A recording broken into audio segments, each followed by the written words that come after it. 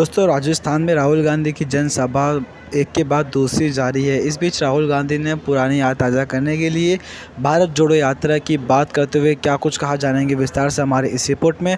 दोस्तों, अगर आप हमारे चैनल पर नए बने हैं तो चैनल को लाइक और सब्सक्राइब ज़रूर करें, ताकि हमारी आने वाली हर छोटी बड़ी खबर आप तक आसानी से पहुँच सके। देखिए इस वीडियो में किस तरह से राहुल गांधी ने जमकर बरसे बीजेपी और अडानी के ऊपर। आप दूर दूर से आए, मेरी बात सुनने आए, इसके लिए मैं बहुत आभारी हूं और आपका धन्यवाद करता हूं। यात्रा यहां से निकली थी, पास में से निकली थी। कन्याकुमारी से कश्मीर तक हम चले और हर यात्रा में से एक दो नारे निकलते हैं। भारत जोड़ो यात्रा में से सबसे सुंदर नारा निकला, नफरत के बाजार में मोहब्बत की दुकान खोलनी है।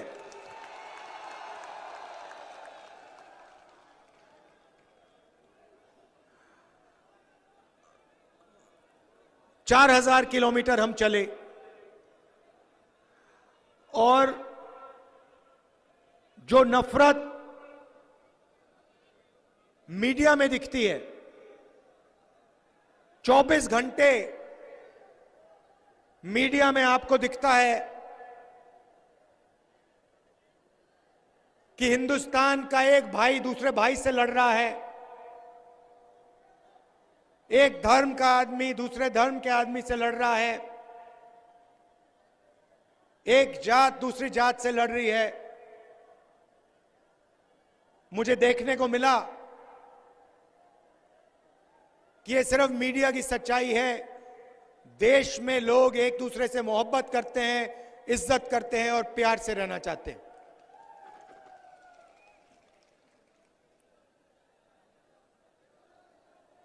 देश में दो तीन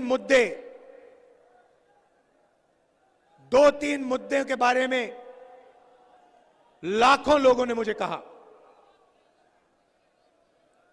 टीवी पे देखो, आपको ऐश्वर्या राय जी दिखेंगी, शाहरुख खान दिखेगा, मोदी जी दिखेंगे, 24 घंटा मोदी जी दिखेंगे। मगर आश्चर्य की बात यह है कि देश के किसान, उनकी आवाज, देश के बेरोजगार युवाओं की आवाज, गरीब मजदूरों की आवाज और उनके मुद्दों के बारे में आपको टीवी में कुछ नहीं दिखने वाला।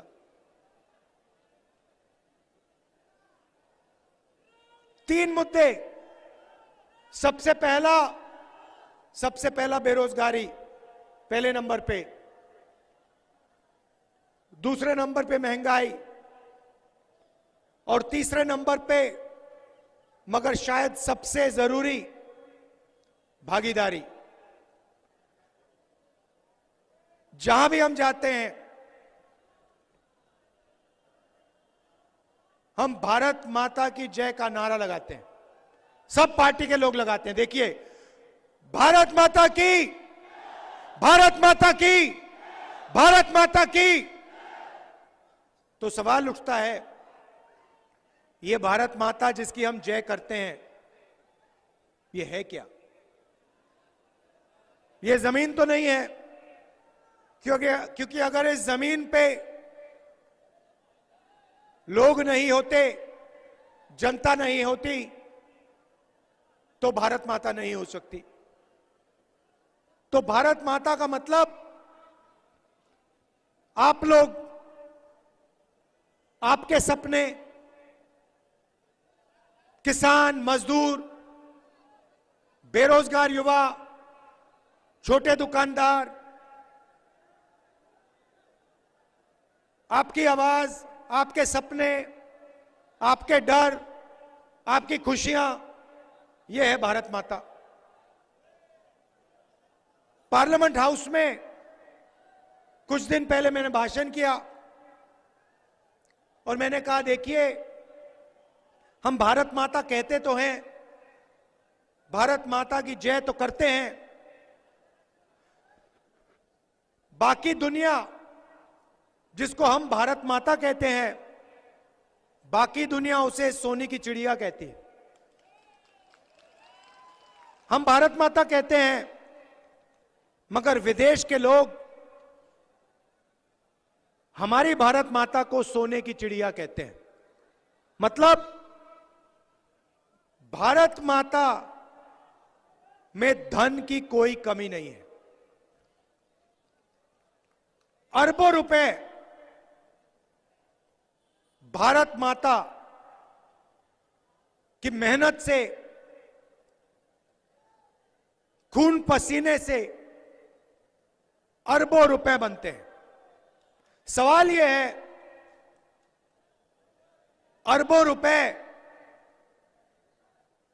क्या वापस भारत माता को मिल रहे हैं या फिर 2, 3, 4 चुने हुए उद्योगपतियों को जा रहे हैं? यह सवाल है। हमारे युवा 24 घंटा बेरोजगार भटकते हैं, प्राइवेट कॉलेज में, प्राइवेट यूनिवर्सिटी में पढ़ते हैं, लाखों रुपए लग जाते हैं। पढ़ाई के बाद पता लगता है कि देश में रोजगार ही नहीं। तो मैंने पार्लियामेंट हाउस में बहुत गहरा सवाल पूछा नरेंद्र मोदी से, बीजेपी के नेताओं से, और मैंने पूछा कि भारत माता का हम नारा लगाते हैं, मगर भारत माता में किसकी कितनी आबादी है यह किसी को नहीं मालूम।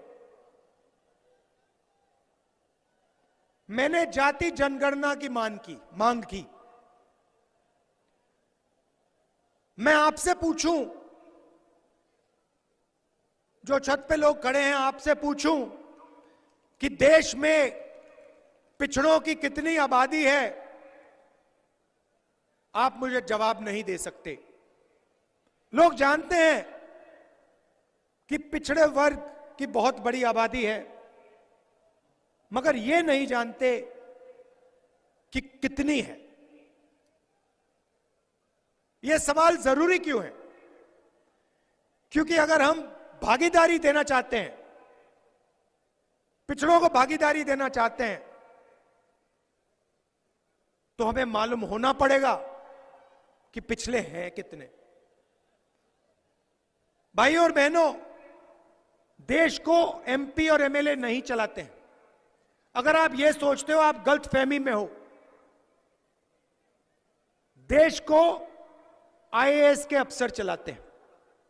किसी भी बच्चे से पूछ लो,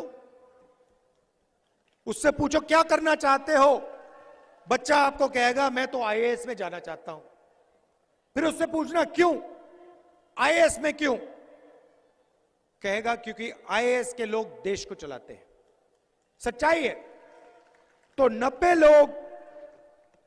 90 आईएएस के अफसर हिंदुस्तान को चलाते हैं।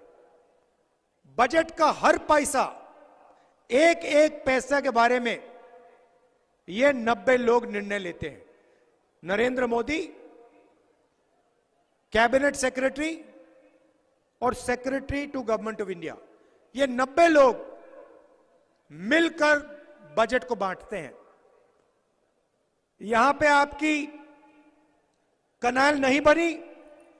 ईआरसीपी का वायदा किया था नरेंद्र मोदी जी ने, जयपुर में किया, अजमेर में किया, मगर कनाल नहीं बनी। निर्णय 90 अफसरों ने और नरेंद्र मोदी ने लिया। स्वास्थ्य में कितना पैसा जाता है, शिक्षा में कितना जाता है, 90 अफसर लेते हैं। बीमा योजना में कितना जाता है, 90 अफसर लेते हैं। सेना में कितना जाता है, 90 अफसर लेते हैं।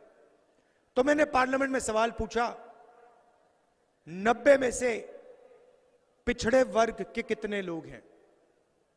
90 में से दलित कितने, आदिवासी कितने, गरीब जनरल कास्ट के कितने और पिछड़े वर्ग के लोग कितने। और जैसे ही मैंने यह सवाल पूछा,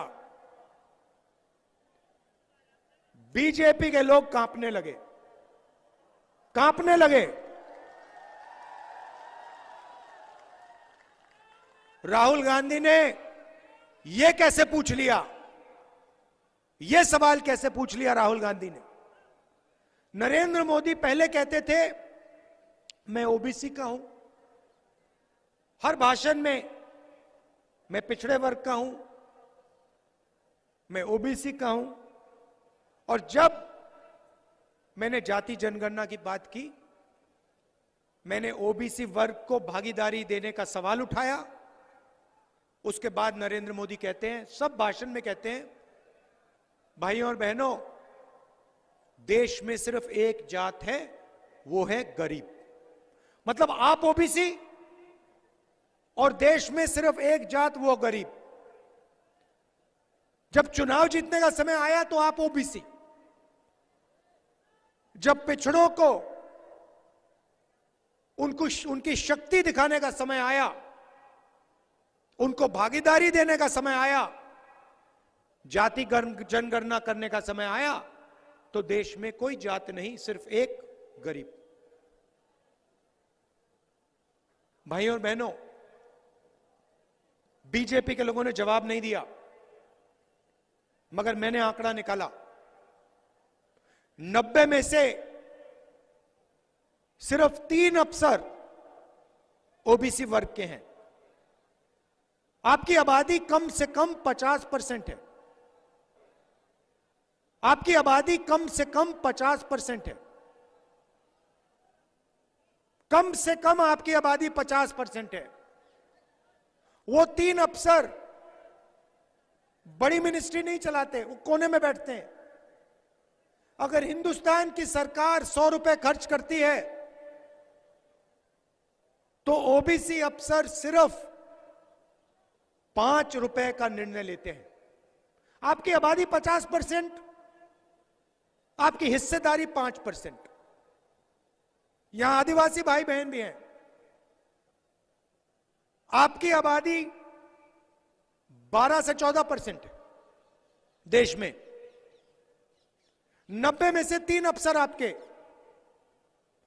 और अगर पिछड़े वर्ग के अफसर 100 में से 5 रुपए का निर्णय लेते हैं, तो आदिवासी अफसर 100 में से 10 पैसा का निर्णय लेते हैं। 50% आबादी, 5% भागीदारी। 12 से 14% आबादी और 100 में से 10 पैसे की भागीदारी। यह सच्चाई है। इनकी योजनाएं देखिए, हमारी योजनाएं देखिए। हमारी योजना मनरेगा, पैसा कहां जाता है? पिछड़ों के पास, दलितों के पास, आदिवासियों के पास, गरीब जनरल कास्ट के लोगों के पास। भोजन का अधिकार पिछड़ों के पास, दलितों के पास, आदिवासियों के पास, गरीब जनरल कास्ट के पास। हमारी सारी की सारी योजनाएं पिछड़ों को दी जाती हैं, गरीब जनरल कास्ट के लोगों को दी जाती हैं, आदिवासियों को, दलितों को। जीएसटी की योजना लाए, जीएसटी से किसी को यहां पे फायदा हुआ?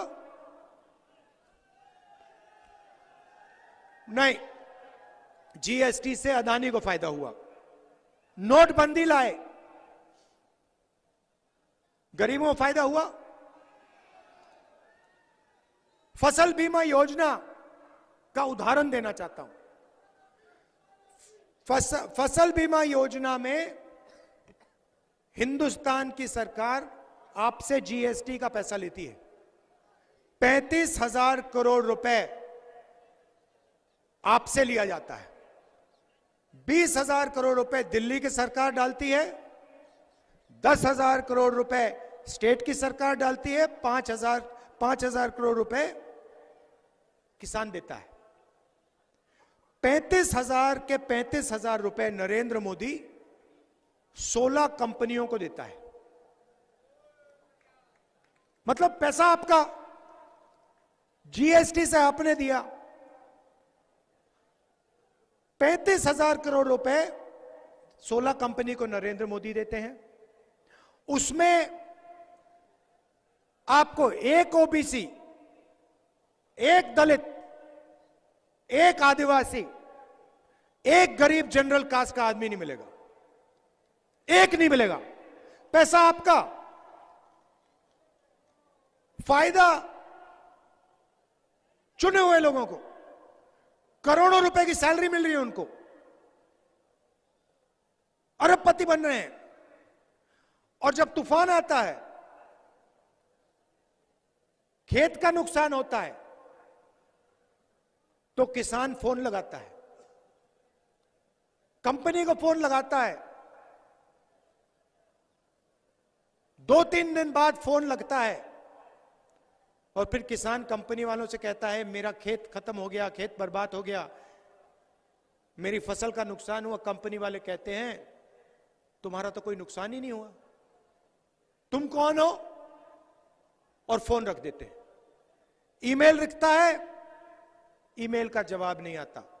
मतलब पैसा आपका, जीएसटी से आपने दिया, नरेंद्र मोदी ने 16 बड़े उद्योगपतियों को दिया, और जो पैसा आपको मिलना था, बीमा योजना का पैसा मिलना था, समय आता है तो आपको नहीं मिलता। आपने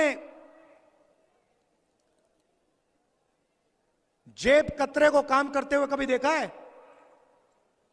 अकेला जेब कतरा नहीं आता, 3 होते हैं, 3 आते हैं एक साथ, 3 आते हैं। एक सामने से आता है, एक सामने से आता है, आपके ध्यान को इधर उधर करता है, आपको कहता है भैया उधर देखो, इधर देखो, नीचे देखो, देखो कुछ गिर गया, या बातचीत करता है। दूसरा पीछे से आता है, ब्लेड से जेब काट लेता है। और तीसरा खड़ा होता है, देखता रहता है कि अगर किसी ने देख लिया, भीड़ को पता लग गया, तो धमकाने का काम वो करता है। बात समझ आ गई आपको? सामने से नरेंद्र मोदी जी आते हैं, सामने से आते हैं, कहते हैं भाइयों थाली बजाओ, भाइयों मोबाइल फोन की लाइट ऑन करो, भाइयों हिंदू मुस्लिम, भाइयों एक जात को दूसरे जात से लड़ाओ, भाइयों चांद की ओर देखो, भाइयों मुझे ओबामा से गले लगते हुए देखो। सामने से नरेंद्र मोदी जी ध्यान भटकाने का काम करते हैं, पीछे से अदानी जी आते हैं, पीछे से अदानी जी आते हैं, आपको पता भी नहीं लगता, जेब में से पैसा निकल जाता है, पता भी नहीं लगा। जयपुर का एयरपोर्ट अदानी के हाथ में, मुंबई का एयरपोर्ट अदानी के हाथ में, सीमेंट अदानी के हाथ में, खेती अदानी के हाथ में, खेत का स्टोरेज अदानी के हाथ में, सेब अदानी के हाथ में, सब्जी अदानी के हाथ में। और दूसरी साइड से अमित शाह देखता है सीबीआई ईडी को लिए, कहता है कोई आवाज ना करे। ये है सिस्टम। अब बात समझ आ गई आपको? तो हमने साफ कह दिया है कि हम चाहते हैं, अब कांग्रेस पार्टी देखिए, कांग्रेस पार्टी ने आपका टाइम कभी जाया नहीं किया। जब आपको जरूरत पड़ी, कांग्रेस पार्टी आपके साथ खड़ी हुई। सबसे पहले आपको जरूरत आजादी के समय पड़ी थी। भैया ठहर जाइए, ठहर जाइए। सबसे पहले आपको आजादी के समय कांग्रेस पार्टी की जरूरत पड़ी। कांग्रेस पार्टी ने आपके साथ खड़े होकर अंग्रेजों को परे कर दिया, हटा दिया, भगा दिया। उसके बाद हरी क्रांति, सफेद क्रांति, लिबरलाइजेशन, कंप्यूटर रेवोल्यूशन, यह सारा का सारा काम कांग्रेस पार्टी ने आपके साथ कदम मिलाकर किया है। तो मैं आपसे कहना चाहता हूं, अब देश में क्रांतिकारी काम करने का समय आ गया है। अब ये जो देश में बेरोजगारी फैला दी है नरेंद्र मोदी ने, जो महंगाई फैला दी है नरेंद्र मोदी ने, इसको खत्म करने का समय आ गया है। और इसका तरीका मैं बहुत सोच समझ के कह रहा हूं। बेरोजगारी को मिटाने का तरीका, महंगाई को कम करने का तरीका, पिछड़ों को, दलितों को, आदिवासियों को और गरीब जनरल कास्ट के लोगों को भागीदारी देने का है।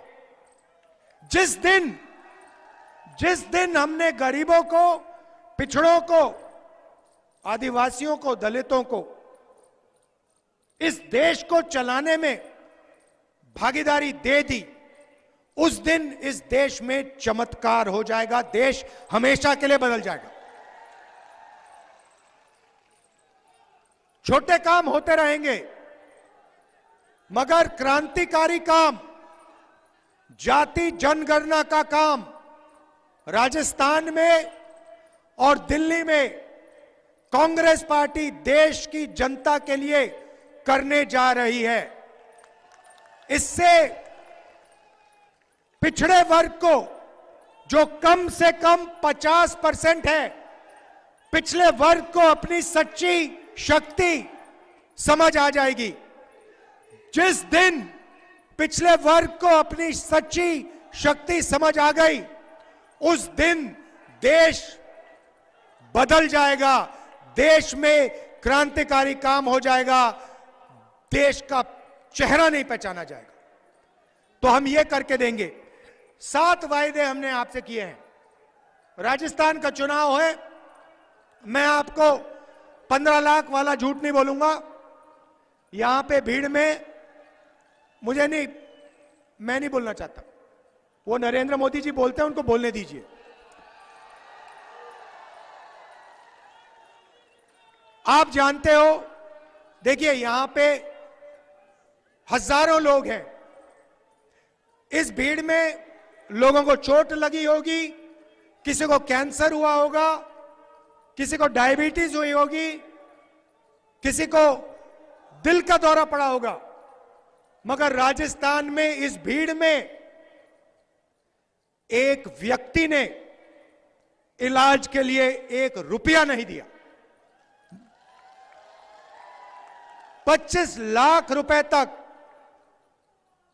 25 लाख रुपए तक का इलाज राजस्थान की सरकार आपके लिए करती है। प्यार से दिल खोल कर करती है, प्राइवेट अस्पताल में करती है।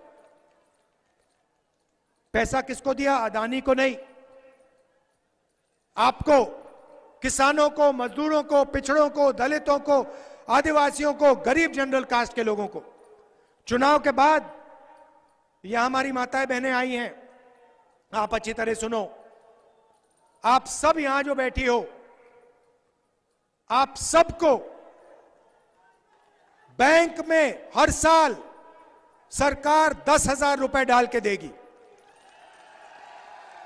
सिर्फ आपको नहीं, राजस्थान के हर घर में एक महिला को राजस्थान की कांग्रेस की सरकार 10,000 रुपए बैंक अकाउंट में डाल के देगी। आप सिलेंडर 1200 रुपए, नरेंद्र मोदी वाला 1200 रुपए का सिलेंडर नहीं खरीदोगे, आप 500 रुपए का सिलेंडर खरीदोगे।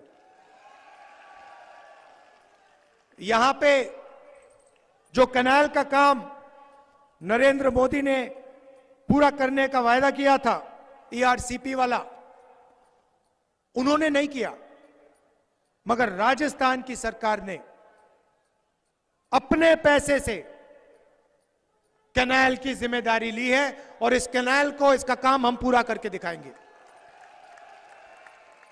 और शायद सबसे बड़ा काम जो हमारे सरकारी कर्मचारी हैं, जिनकी जेब में से नरेंद्र मोदी ने ओल्ड पेंशन स्कीम छीना, उस ओल्ड पेंशन स्कीम को हम वापस उनके हवाले करने जा रहे हैं, कर दिया है, और उसका पूरा फायदा सरकार के कर्मचारियों को मिलेगा। भाई और बहनों, निर्णय आपको करना है। मोदी जी की गारंटी का मतलब अदानी जी की गारंटी, कांग्रेस पार्टी की गारंटी का मतलब आपकी गारंटी, भारत माता की गारंटी। हम भारत माता की जय करते हैं और भारत माता की आवाज सुनकर भारत माता की मदद करते हैं, भारत माता का धन भारत माता को वापस देते हैं। वो भारत माता के नारे लगाते हैं और अदानी जी की जय करते हैं। आपको निर्णय लेना है, कांग्रेस पार्टी को यहां जिताइए, भारी बहुमत से जिताइए। मैं जानता हूं यहां पे 4 की 4 सीट आप हमें दे रहे हैं, इसका मैं आपको दिल से धन्यवाद करता हूं। नमस्कार, जय हिंद। दोस्तों, राहुल गांधी को लेकर हमारी इस रिपोर्ट में आपकी क्या राय है, नीचे कमेंट बॉक्स में ज़रूर अपनी राय बताएं। अगर हमारी वीडियो आपको पसंद आई हो तो वीडियो को लाइक और शेयर करना मत भूलना। मिलते हैं अगली वीडियो में। Thanks for watching this video.